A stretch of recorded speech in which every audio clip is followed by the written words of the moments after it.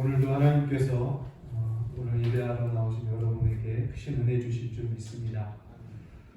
여러분 우리 집사님들께서도 기도해 주셨지만 벌써 코로나19 사태가 1년이 지나갑니다. 1년이 딱 지나갑니다. 그래서 생겨난 말들이 참 많아요. 확진자 이런 말도 있고, 그래서 이 코로나로 인해서 코로나 블루라는 것이 생겼죠. 다시 말하면 이 경제가 사회적 전반이 코로나 19로 인해서 침체가 되고 활동력이 줄어들다 보니까 사람들의 마음속에 이런 무기력감이 찾아오고 또 우울감에 사로잡혀서 심리적으로 많은 스트레스를 받는 그런 상태를 코로나 블루 이렇게 이야기를 하죠. 우리 그리스도인들도 그 블루에 영향을 많이 받는 것 같습니다. 그런데 여러분, 영원하신 성경, 영원한 주의 말씀은 우리에게 뭐라고 말씀하냐면 항상 기뻐하라 이렇게 말씀해요.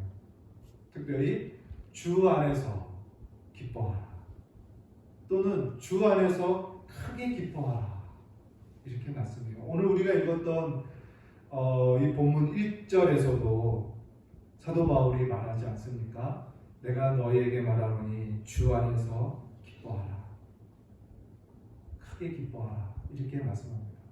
심지어 이 기뻐하라라는, 주 안에서 기뻐하라라는 이 말을 이 히브리서에 여러 번 기록하고 있습니다.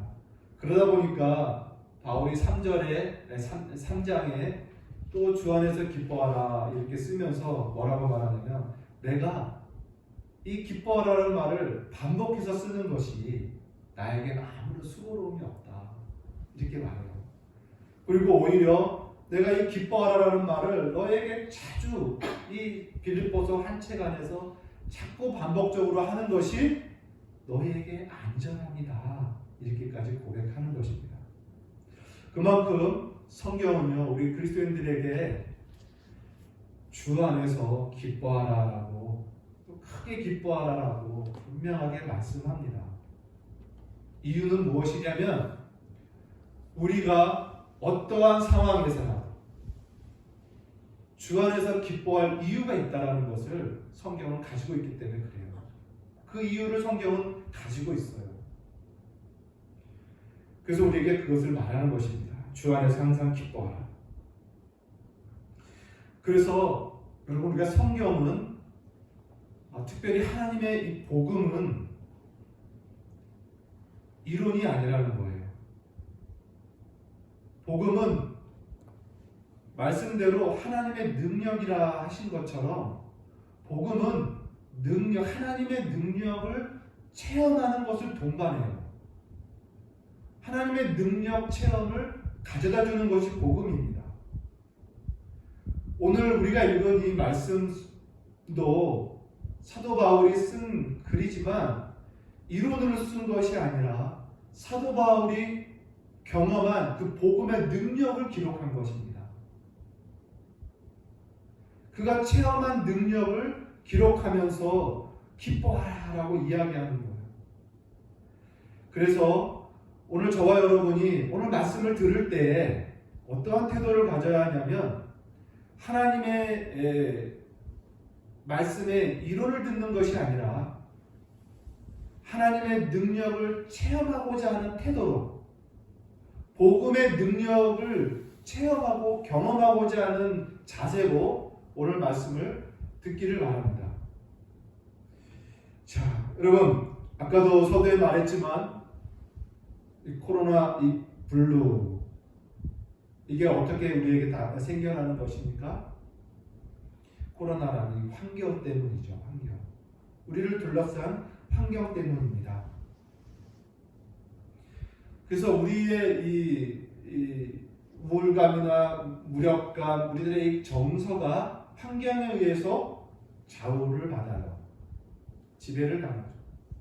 그런데 여러분, 이 외적인 환경뿐만 아니라 정말 우리들에게 영향을 많이 미치는 것은 뭐냐? 어떤 환경이냐면 나 외적으로 오는 환경보다 내 내면적 환경이 나의 정서에 영향을 주는 그러한 훨씬 중요한 환경이 된다는 거예요.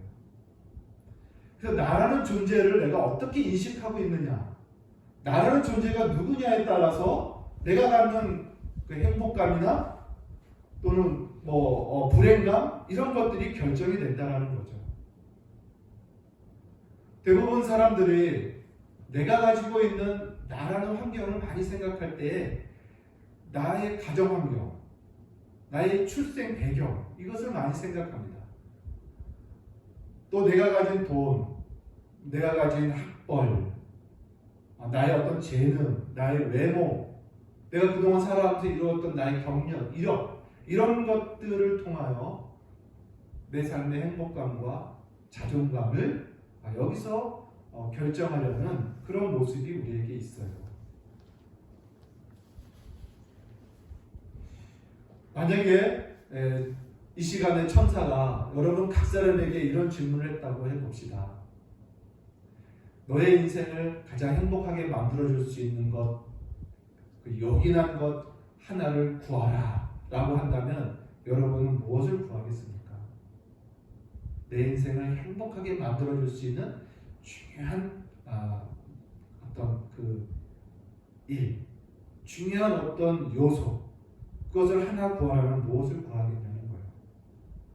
어떤 사람은 내가 잘 태어나기를 바란다. 이왕이면 좋은 가문에서 태어나길 바란다. 그러면 내 인생이 행복해질 것이다. 나의 자존감이 높아질 것이다 라고 생각할 수 있어요. 또 내가 정말 많은 돈이 있다면 나는 행복할 것이고 나의 자신감도 넘칠 것이다. 이렇게 해서 말하는 거예요. 또 학벌일 수도 있고 능력일 수도 있을 것입니다. 여러분은 어떤 것입니까? 오늘 성경에 우리가 읽었던 내용 중에 자신의 인생에 있어서 유익하다라고 여겼던 것들이 있어요. 자신의 삶을 행복하게 만들어주는데 유익하다고 여긴 것들, 자신의 자존감을 높여줄 수 있는 그 일에 아주 유익을 주는 것들이 있다라고 오늘 성경은 이야기합니다. 그런데 그것을 얻은 사람이 뭐라고 고백하냐면 나는 내게 유익했던 모든 것들을 다 해로 여겼다라고 고백을 해요. 사도 바울은 자신의 인생을 행복하게 해줄 수 있는 조건이라고 여겼던 그런 유익들에 대해서 이제 그리스도 예수를 위하여 나는 다 해로 여겼다라고 고백해요. 바울이 말하는 자신에게 유익했던 것들이 무엇이었습니까? 우리가 얘기했던 거랑 똑같습니다. 4절과 오늘 읽었던 4절과 6절을 보면은 그는 특별히 5절을 보면 그는 태어날 때부터 이스라엘 족속의 베냐민 지파요 히브리인 중에 히브리인이요. 이게 무슨 말입니까? 출생 가문부터 그는 특별했다라는 겁니다. 오늘 말하는 흑수저, 금수저 이런 것처럼 그는 정말 금수저를 갖고 태어난 사람이라 할 수 있어요. 출생 배경이 너무 좋습니다. 뿐만 아니라 그의 학벌도 어떤가요? 당대 최고의 학파인 가말레엘 학파에서 공부한 사람이에요. 그래서 바리새파에 속한 바리새인으로서 그가 성장을 하는 거죠. 출생 배경이나 그가 가진 학벌이 매우 뛰어납니다. 또 사회적인 이력 재능은 어떻습니까? 열심으로 교회를 맡겠다. 6절에 나와요. 이것은 당시에 사회적으로 아주 훌륭한 업적입니다. 율법의 의로는 아무 힘이 없다? 흠이 없다? 이건 뭐냐면 종교적으로도 그는 매우 의롭게 여김을 받았던 그런 사람이라는 거예요. 종교적 율법을 잘 지키면서 조금 더 흠이 없던 당당함을 가졌던 그런 사람이라고 스스로 고백하는 것이죠. 이러한 것들은 그의 인생을 아주 행복하게 만족스럽게 그리고 그의 자존감을 높여주는데 매우 유익했던 것들이었습니다. 그런데 오늘 7절에 그 모든 것들을 사도 바울은 다 해로 여겼다라고 말해요. 이 해로 여겼다라는 건 해로움으로 여겼다라는 뜻입니다. 해로움. 다시 말하면 유익했던 것이 불이익한 것으로 돼버렸다라는 거예요. 손실이라는 뜻입니다. 바울이 지금 그 유익했던 것을 다 해로움으로 불이익으로 여겼던 그 이유가 무엇일까? 그것은 그리스도를 위하여 그가 그것을 다 해로 여겼다라고 고백해요. 뿐만 아니라 8절에 보면 이렇게 시작합니다. 또한 모든 것을 해로 여김은, 모든 것을 해로 여김이라는 건 뭡니까? 아까 말한 대로 이전에 내가 유익하게 여겼던 것들 뿐만 아니라 출생과 자기의 재능과 제가 그동안 살아왔던 업적, 이 모든 것들 뿐만 아니라 앞으로 살아가면서 자신에게 자신의 삶과 자신의 인생을 행복하게 해주고 자존감을 높여줄 수 있을 것 같은 그 유익들, 앞으로 다가올 유익들조차 다 해로 여겼다라고 말하는 겁니다. 그 이유가 무엇인가? 그리스도를 위해서. 왜 그리스도를 위해서 그것을 해로 여기냐면 8절에 내가 우리 구주 예수 그리스도를 아는 지식에 고상함을 알게 되었기 때문이다 라고 고백을 해요.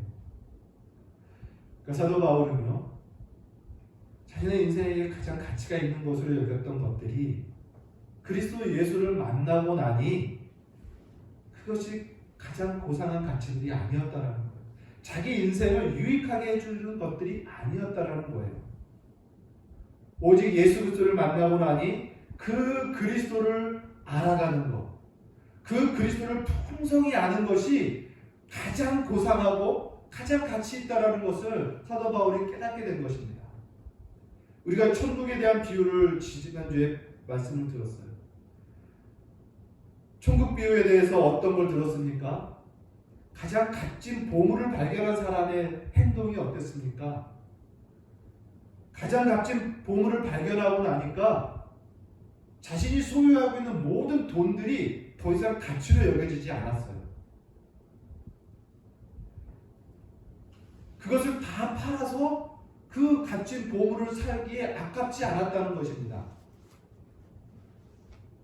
가장 값진 진주 하나를 발견한 사람은 또 어떻습니까? 그 사람은 진주 장사라고 말해요. 얼마나 많은 그 진주들이 많았겠습니까? 보석들이 많았겠어요? 그동안 값지다라고 여겼던 것들을 많이 수집했을 것입니다. 그런데 그 진주 하나를 발견하고 나니까 나머지 진주들이 하나도 값어치 있어 보이지 않는 거예요. 그것을 다 파는데 조금도 아깝지가 않았어요. 오늘 사도 바울은 예수 그리스도를 아는 지식의 고상함을 깨닫고 나니까 그동안 자신이 유익하게 여겼던 자기 인생의 가치로 여겼던 것들이 다 뭐예요? 이제 배설물로 여기게 되는 거예요. 배설물이 뭡니까? 쓰레기라는 뜻입니다. 쓰레기. 이 고백을 하는 것입니다. 사랑하는 성도 여러분, 저와 여러분도 예수 그리스도를 위하여 세상이 말하는 그 우리에게 유익하다라고 말하는 그 가치들, 그것들을 여러분 배설물로 여기는 용기가 있으시길 바랍니다.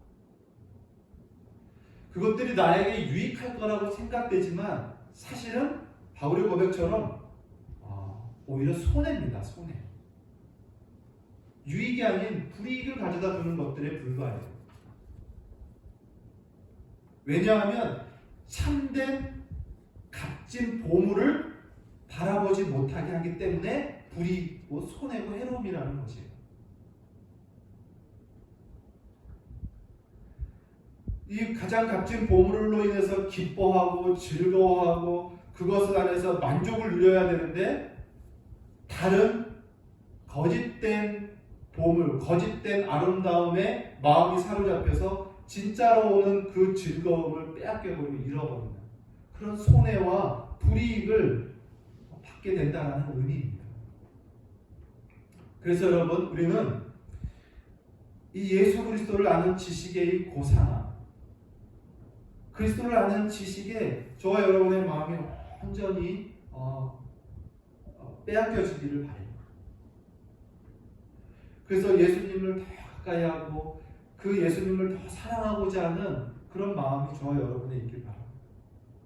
그래서 그 지식으로 말미암아 주님이 어떤 분인지 알아가는 지식으로 말미암아 여러분의 마음에 진정한 기쁨과 평강이 나고 그 주님을 더 사랑하고 더 가까이 하고 그래서 그 주님의 아름다움을 닮아가고 더 깊이 교제하고 그분과 완전히 통하는 그러한 우리의 신앙의 영성이 저와 여러분에게 깊이 생겨나기를 바랍니다.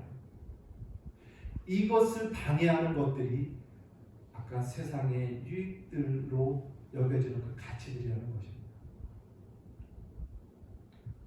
저와 여러분이 이 바울과 같은 이 고백에 있기를 바라요. 사도 바울도 그리스도를 만나기 전에는,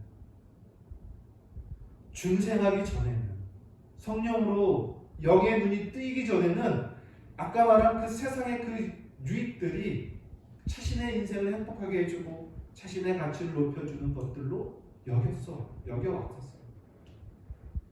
그런데 그리스도를 만나고 나니 자신의 출생도 학력도 업적도 외모도 재능도 대단한 것이 아님을 깨닫게 됩니다. 오직 예수 그리스도 그분을 아는 지식이 가장 고상함을 알게 된 거죠. 그래서 바울에게 있어서 이제는 진정한 유익은 자기에게 또 자기 인생에게 진정한 유익이 되는 것은 오직 예수 그리스도뿐이라는 것을 고백합니다. 그래서 여러분, 우리 사람은 다른 많은 것을 소유해도 그리스도를 얻지 못하면 아무것도 아닙니다. 세상의 모든 것을 가졌어도 그리스도를 얻지 못하면 가장 비참한 사람에 불과해요. 그러나 반대로 그리스도를 얻은 자라면 세상에 그 어떠한 것이 없어도 소유하지 못해도 그 사람은 행복한 사람입니다. 예수 그리스도를 아는 지식에 이 높고 영광스러운 그 풍성함을 저와 여러분이 온전히 누리는 그런 신자가 되시기를 바라요.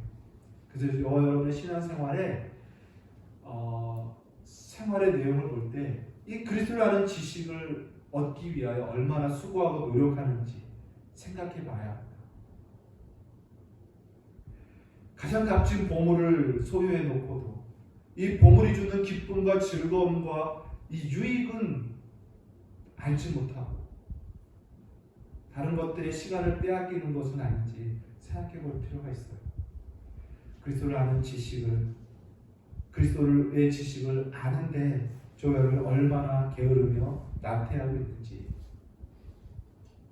우리의 삶을 돌아볼 필요가 있는 것입니다. 오늘 성경은요, 우리 사람들에게 진정으로 유익한 것은 예수 그리스도라고 분명히 말씀합니다. 이 그리스도를 얻는 것이 우리에게 가장 큰 복입니다. 바울이 고백한 것처럼 무엇이든지 내게 유익하던 것을 내가 그리스도를 위하여 다 해로 여겼고 또 모든 것을 해로 여김은 그리스도를 얻고 예수 그리스도를 얻기 위하여 그 모든 것들을 다 잃어버리고 배설물로 여겼다. 이렇게 고백합니다. 사랑하는 성도 여러분, 예수 그리스도를 여러분의 삶 속에 더 풍성히 얻으시기 바랍니다. 가까이 하시고 그리스도를 더 풍성히 소유하시고 그 지혜와 지식을 여러분 풍성히 아는 그런 은혜가 있기를 바라요. 두 번째로 사도 바울이 고백하는 것이 더 있는데 그것은 9절의 말씀입니다. 이제 그리스도를 얻고 그 다음 그가 원하는 건 뭐냐면 그 안에서, 그리스도 안에서 자신이 발견되기를 원해요. 그리스도 안에서 자신이 발견되기를 원한다. 이게 무슨 말일까요? 그리스도를 얻고 내가 그리스도 안에서 발견되는 것. 이것은 이런 말씀입니다. 그리스도 안에서 발견된다라는 말은 그리스도의 지식 안에서 자신이 발견되기를 원한다는 뜻입니다. 다시 말하면 이래요. 그리스도 안에서 발견된다라는 건 그동안 바울은 그리스도 밖에서 발견되어 왔다라는 것을 얘기해요. 전제예요. 그리스도 밖에서 발견됐다라는 모습은 뭡니까? 아까 말한 세상의 가치와 세속의 유익들의 기준으로 자신을 발견해 왔다라는 뜻입니다. 세상의 눈으로 자신을 발견하고 자신을 보아왔다라는 거예요. 그런데 이제는 세상이 아닌 그리스도의 지식 안에서 자신이 발견되기를 바란다라는 의미입니다. 여러분, 세상의 눈은 어때요? 세상은요, 여러분, 너무나 화려해요. 세상이 우리에게 가져다 주는 모든 것들은 다 화려합니다. 세상이 주고 자랑하는 것들, 화려하고 아름다운 것처럼 보여요. 우리를 행복하게 가져다 주는 파랑새처럼 보입니다. 그러나 역시 그 파랑새는 없는 거죠. 많은 사람들이 그 화려함과 아름다움에 매료되어서 정신없이 쫓아갑니다. 그래서 많은 사람들이 다 이 잘못된 이 허상에 눈이 가려져 있어요. 자신의 참 실체를 보지 못해요. 허상에 불과한, 겉옷과 같은 허상에 불과한 모습에 사로잡혀서 자신을 보고 있다는 거예요.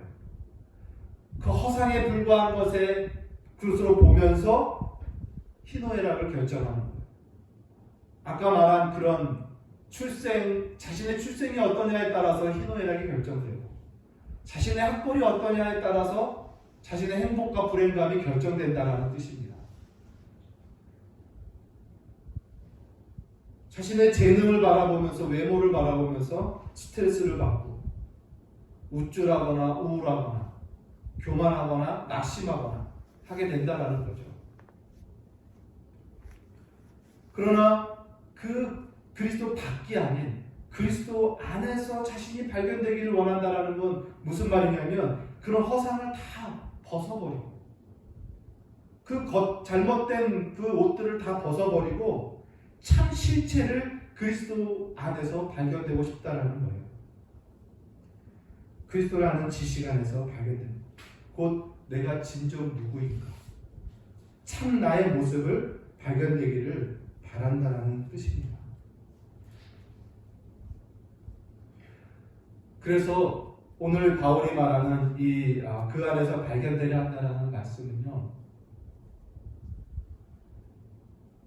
자신의 실체의 모습을 벌거벗고 적나라하게 자신을 보기를 원한다는 뜻입니다. 자신의 가문이나 재능이나 학벌로 자기를 보는 것이 아니라 다 벗고 나의 참모습으로 내가 누구인지를 발견하고 싶다라는 거예요. 그리스도 예수 안에서.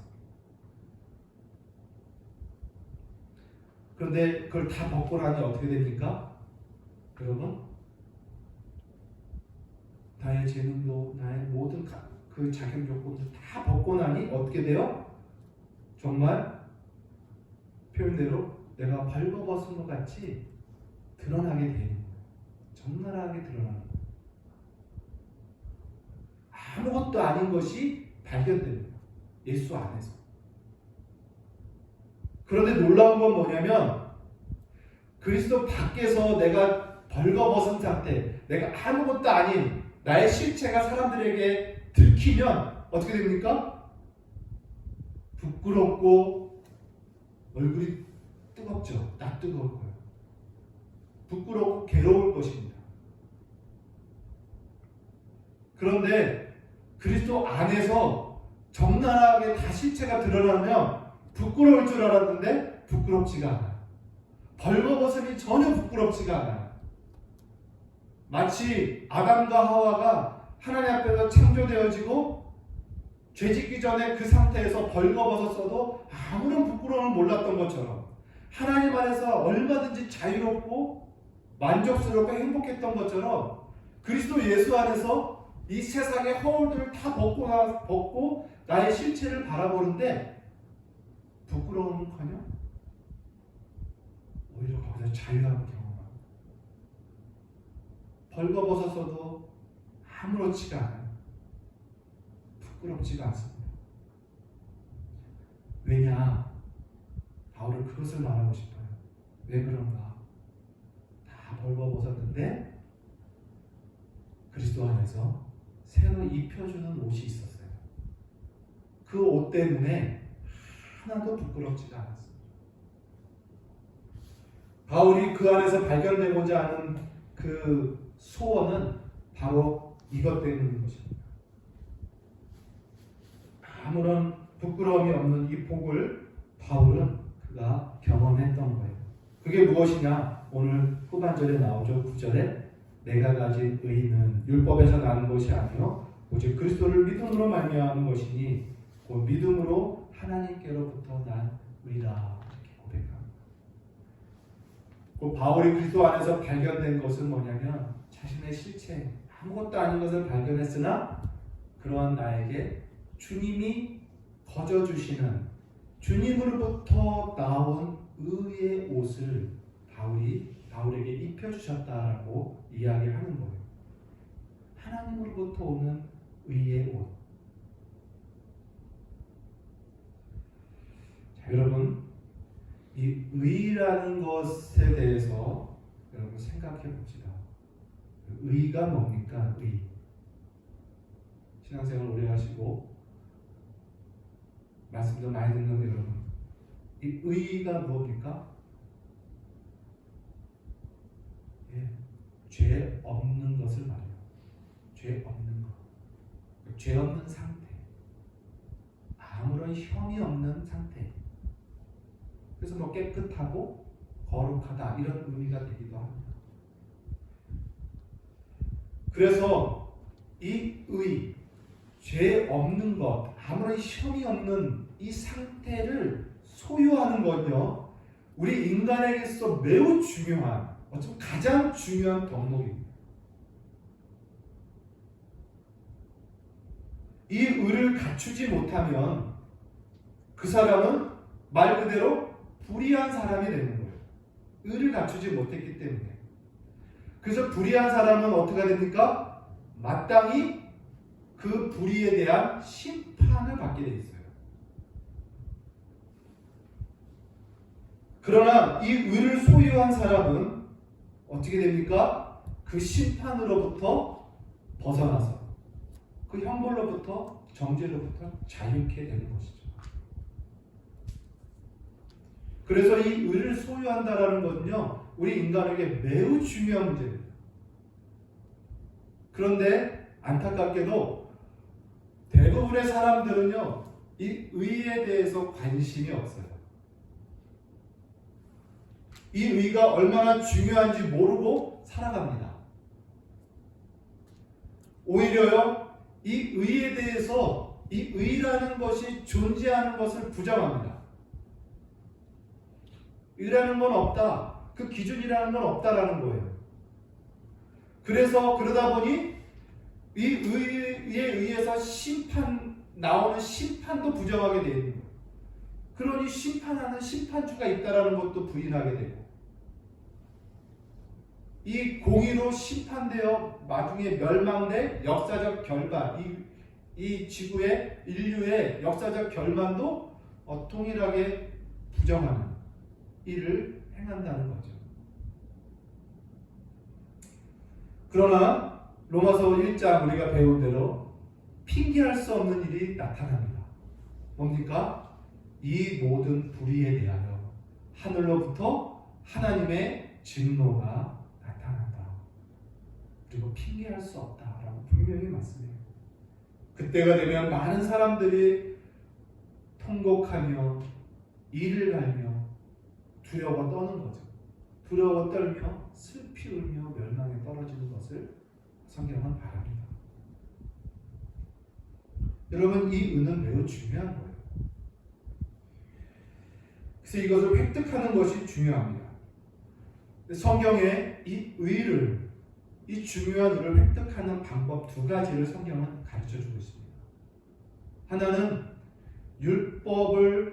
율법에 기록된 의를 지킴으로, 행함으로 그 의를 얻는 방법이 있고, 또 하나는 오늘 말씀대로 하나님으로부터 주어지는 의를 얻는 방법이 있습니다. 자, 율법으로 얻는 의, 여러분, 이게 무슨 말입니까? 율법은 의로운 규례들입니다. 의로운 규례들, 의의 명령들입니다. 그래서 그 규례, 의로운 규례들을 지키면 그 규례에 기록된 의를 내가 획득하는 것입니다. 그래서 율법의 의를 얻으려면 그 율법의 규례들을 행함으로 그 의를 획득하는 거예요. 그래서 행함으로 얻는 의, 이렇게 말하는 것입니다. 그리고 하나님이 주시는 의는 뭡니까? 나의 행함으로 주어지는 게 아니라 하나님이 주시는 의는 믿음으로 받는 의라고 말해요. 거저 받는 거예요. 믿음으로. 값없이 받는 의다라고 말합니다. 그래서 믿음으로 받기 때문에 행함이 아닌 믿음으로 받는 것이기에 믿음으로 얻는 의, 이렇게 성경은 표현하는 거예요. 그런데 성경은 또한 계속 말씀하고 있는 게 뭡니까? 우리 인간은 이 율법으로 얻을 의에 대해서 완전할 수 없음을 얘기해요. 살인하지 말라라는 그 의의 계명을 내가 잘 지켰습니다. 난 살인하지 않음으로 살인하지 않는 의로움을 내가 획득했습니다. 그런데 살아가면서 간음하지 말라라는 그 의의 규례를 내가 지키지 못하면 그 부분에 대해서 난 불의한 자가 되는 거예요. 그래서 어느 한 계명은 의로우나 어느 한 계명에서는 불의한 자가 되는 거예요. 불의한 자가 나타나는 거예요. 그래서 율법이라는 전체 의로움으로 볼 때 나는 항상 불완전한 겁니다. 그래서 율법의 의로는 완전한 자가 인류에 없는 거예요. 불가능함을 이야기합니다. 그리고 한 가지 더 남은 이 의는 뭡니까? 하나님 주신 의는 이제 나의 행함으로 아니라 믿음으로 얻는 의이기 때문에 하나님이 주신다는 그 의를 믿음으로 값없이 받으면 되는 거예요. 그래서 내가 행함으로 율법의 모든 의를 이룰 수 없는 불완전한 존재이구나 라는 걸 인정한 사람이라면 그 사람은 하나님이 주시는 의가 있다는 걸 알고 그것을 받기 위하여 하나님께 나올 수밖에 없는 거예요. 진정 자신이 행위로 불완전하고 의롭지 못한 죄인이라는 걸 고백한 사람은요, 하나님이 거저 주시는 의를 받기 위하여 하나님께 믿음으로 달려나올 수밖에 없는 것입니다. 그러나 행위로 의롭다함을 얻을 자신 있는 사람은 하나님 앞에 나오지 않게 된다는 거죠. 근데 나오지 않는 이유뿐만 아니라 받는 모든 부분에 있어서 문제가 하나가 있어요. 사람들이 믿음으로 하나님께 나아가지 않는 이유. 그 이유가 무엇이냐면 믿음으로 값없이 받는 이 의로움에 대해서 의심을 갖게 된다는 거예요. 의심을 갖기 때문에 하나님 앞에 기쁨으로 믿음으로 나오지 못해요. 나오지 않아요.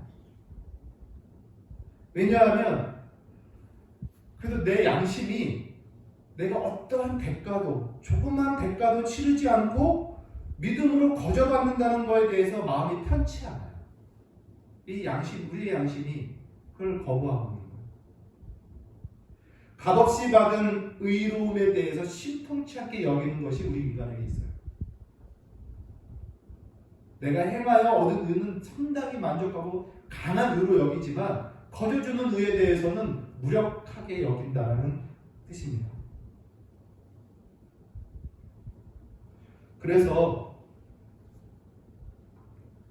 성경은요, 우리가 이 하나님이 값없이 주시는 이 의를 아무런 의심 없이 기쁨으로 감격하며 확신 있게 받게 하기 위해서 성경은 우리 사람들의 눈을 어디로 인도하냐면 예수 그리스도의 십자가로 인도합니다.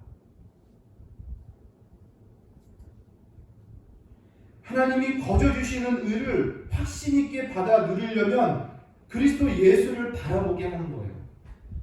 왜요? 왜 그럴까요? 그리스도께서 우리를 의롭게 하기 위하여 흘리신 피, 십자가의 대속의 희생을 우리를 바라보게 하는 거예요. 그러니까 하나님이 거저 주시고 값없이 주시는 의이지만 우리는 믿음으로 받는다 하지만 실상은 하나님의 아들 예수 그리스도께서 아무런 대가가 없는 것이 아니라 그의 생명과 그의 피를 흘리면서 그 큰 희생을 치르면서 우리에게 주신 의라는 것을 우리에게 보게 하는 거예요. 그래서 예수님이 치르신 그 희생과 그 헌신을 우리가 바라보면 십자가의 죽으심을 바라보면서 예수님이 하나님 아버지가 우리에게 거저 주시는 의가 그게 가벼운 것이 아님을 우리가 알고 기쁨으로 감격으로 그 의를 받는 거예요. 기쁨으로 의심 없이 받는 것입니다. 그래서 이 의를 믿음으로 기쁘게 받게 하기 위한 증거가 바로 예수 그리스도의 십자가입니다. 그래서 십자가의 증거를 바라보면서 하나님이 주시는 의로움을 우리는 의심 없이 받게 된다는 뜻입니다. 그래서 사도 바울은요, 히브리서를 기록하면서 믿음의 주요 온전케 하시는 예수를 바라보라 이렇게 명령해요. 믿음의 주요 온전케 하시는 예수를 바라보라. 왜 믿음의 주입니까? 예수의 십자가를 바라보면서 우리를 위해 흘리신 그 희생을 바라볼 때 우리를 의롭다 하시는 의를 믿음으로 받을 수 있게 되는 그 믿음을 일으켜 준다는 거예요. 곧 예수님이 그 믿음을 우리에게 일으켜 주시는 주님이 되신다. 그리고 그 믿음을 끝까지 온전하게 붙들고 유지시켜 주시게 하시는 분도 예수님이라는 거예요. 예수님을 바라볼 때 우리는 그 믿음을 붙들고 유지하게 된다는 걸 말씀합니다. 사랑하는 성도 여러분, 오늘 사도 바울이 내가 예수 안에서 발견되고 싶은 건 뭐냐면 세상의 그 모든 것은 다 벗어져도 하나님께서 나에게 값없이 입혀주신 그 의로움, 죄 없다 하심, 완전함, 깨끗하다고 하시는 그 의로운 옷을 입고 거기서 발견되기를 간절히 원하는 거예요. 여러분, 이 믿음으로 우리를 의롭다고 하시는 이 말씀, 이 말씀이 얼마나 중요한지 많은 신자들은 이것을 교리적으로만 이해하려고 합니다. 마음으로 와닿지가 않은 거죠. 미국 미네소타주라는 곳에 베들레헴이라는 이름으로 교회가 있습니다. 그 교회의 담임 목사님의 이름이 존 파이퍼입니다. 아주 유명한 분입니다. 존 파이퍼 목사님이 쓴 책 가운데 믿음으로 의롭다함을 받는, 믿음으로 하나님께서 거저 의롭게 여겨주신다는 이 교리를 사수하라 라는 책이 있어요. 근데 이것을 칭의 교리라고 하는데 믿음으로만 의롭다함을 받는다는 이 교리에 대해서 많은 사람들이, 신자들이 신학적인 문제라고 생각을 한다는 거예요. 근데 이분의 책은 얇은데 이분이 이 책을 쓴 이유는 그겁니다. 신학적인 문제도 있지만 이 칭의 교리가 신자들의 삶 속에 얼마나 큰 영향력을 미치는지를 설명하고 있어요. 그 예로 자신의 결혼 생활을 얘기합니다. 그는 이렇게 먼저 고백하며 시작해요. 나는 이 칭의 교리가 나의 이 고귀한 결혼을 더 안전하고 달콤하게 해줬다라고 선언하면서 시작해요. 내용은 이래요. 때때로 결혼 생활하면서 더 이상 결혼 생활을 유지하기 불가능할 정도, 유지하기 어려운, 불가능할 정도로의 서로 불만족이 찾아올 때가 있다, 이렇게 고백합니다. 그래서 서로 분노와 자기 연민과 우울에 빠질 때가 있다라는 거예요. 결혼 생활하면서. 그러나 그때 나의 배우자와 나 자신이 오직 믿음으로 말미암아 믿음으로만 의롭다함을 하나님께 받은 이 칭의 교리의 압도가 된다는, 다시 말해서 하나님께서 오직 그리스도 때문에 나에게 이렇게 은혜를 베풀고 나를 선대하신다라는 사실에 압도되고 있다면 우리의 영혼은 나의 지정과 나의 감정과 나의 태도, 이 모든 것들이 이 교리에 굴복된다면 나의 결혼 생활은 어떻게 될까? 이런 질문을 합니다. 곧 나는 용서와 이해와 인내의 생활을 할 거라는 거예요. 나는 그리스도 덕분에 하나님이 나를 완전하게 보시고 그리스도 안에서 나를 용납하여 주시는 방식으로 나는 내 남편과 내 아내를 대할 것이다. 나의 결점에도 불구하고 나를 도와주시고 축복하시고 양육하시고 끝까지 사랑해 주시는 그 하나님의 방식대로 나도 내 남편과 아내를 대할 것이다, 이렇게 말해요. 그러니까 여러분, 오늘 바울이 나는 이 안에서 발견되기를 원한다. 내가 받은 의는 율법의 행위로 얻는 의가 아니라 하나님이 그리스도 예수의 희생을 따라 나에게 값없이 나는 오직 믿음으로 얻은 그 의를 가지고 나는 늘 발견되기를 원한다.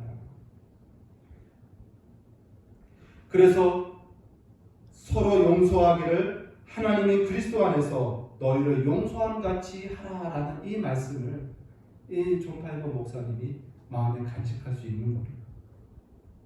하나님이 그리스도 안에서 너희를 받으심 같이 너희도 서로 받으라. 여러분, 이 믿음으로 의롭다함을 받았다라는 이 은혜의 말씀, 이 은혜의 교리가 얼마나 우리 신앙생활의 생활 속에 깊숙이 영향을 주는지 몰라.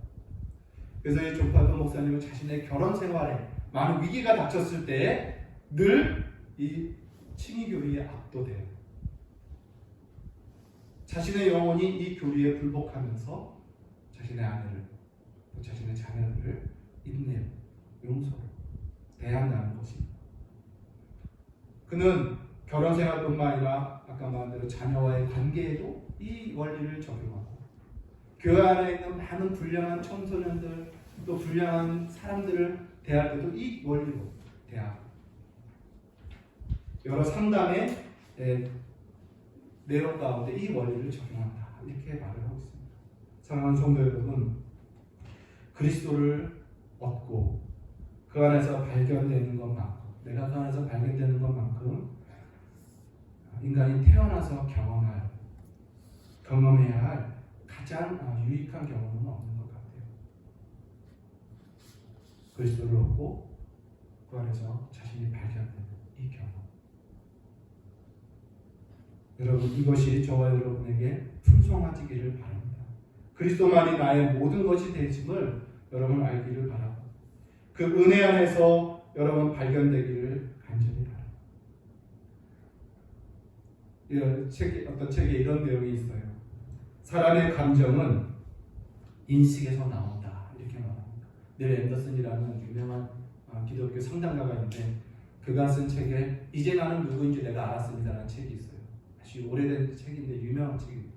거기에 그 책의 내용 원래는 이래요. 사람의 감정은 인식에서 나온다는 거예요. 그래서 자신이 무엇을 어떻게 인식하느냐에 따라 그 대상에 대한 감정이 결정된다는 것입니다. 즉 그 대상이 나라면 내가 나를 어떻게 인식하느냐에 따라 나에 대한 감정이 결정되고, 그래서 그 나에 대한 인식과 감정의 결정이 타인에 대한 인식과 감정에 영향을 미치는 거예요. 그리고 그 타인에 대한 감정과 인식이 또한 나의 대인관계의 모든 인식과 감정의 규모를 결정해 준다는 것입니다. 그만큼 내가 누구인지를 정확하게 아는 것이 중요하다는 거예요. 오늘 말씀처럼 내가 그리스도를 얻고 다른 세상 그 모든 것 유익하다라고 말한 것들은 다 배설물로 여기고 오직 그리스도만 내가 얻고 나 또한 그리스도 안에서 발견될 때 나는 그 모든 것으로부터 자유함을 경험하는 거예요. 그래서 나의 정서와 나의 감정은 만족과 행복과 기쁨과 희락과 평강이 넘치는 겁니다. 나의 어떠함에도 상관없이. 사랑하는 성도 여러분, 나를 유익하게 하는 것은, 나의 행복과 나의 자존감을 높여주는 것은 그 어떠한 것도 아닙니다. 가문이나 출생이나 재능이나 학벌, 업적, 심지어 종교적인 의로움, 이런 것이 아니라 오직 예수 그리스도 한 분입니다. 그리고 그분 안에서 발견되는 것, 이것이 나의 참 유익이요 기쁨이 되는 거예요. 오늘 저와 여러분이 말씀을 통해서 오직 예수 그리스도의 십자가로 말미암아 우리를 거저 의롭다 하시는 하나님의 은혜와 그 사랑에 여러분이 깊이 청렴하고 여러분의 신앙생활 가운데 어떤 어려움이 있어도 오늘 바울이 말한 것처럼 항상 기뻐하라.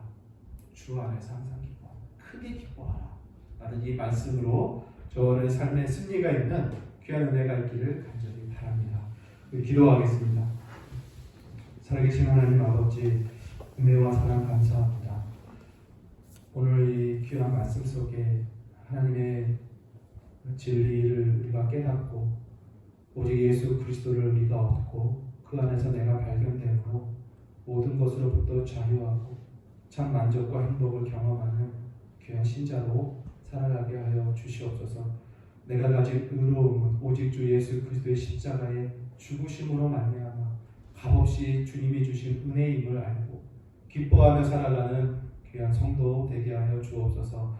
예수님의 이름으로 감사하며 기도합니다.